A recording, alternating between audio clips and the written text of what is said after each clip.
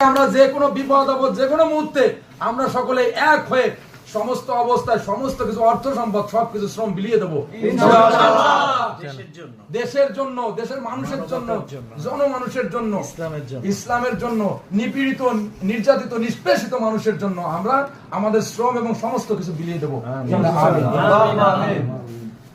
আলহামদুলিল্লাহ। সুপ্রিয় দর্শক, আমরা কাজী মহিবুল্লাহ পুলিশ ভাই তাদের এই যে পরিদর্শনে এসে যে অসাধারণ তার মতামত ব্যক্ত করলেন, আমার ধন্যবাদ জানাই। আল্লাহ ভাইকে তার আমল ইমান বরকত দান করুন, আল্লাহ তাকে দায়ী হিসেবে কবুল করুন, তার দায়িত্ব ইনসাফের সাথে ন্যায়পরায়ণতার সাথে পালন করার তৌফিক দান করুন।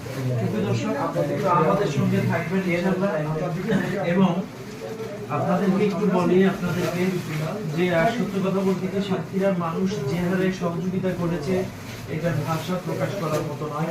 সাতক্ষীরায় মিনিমাম 30-40টা সংস্থা পলিটেকনিক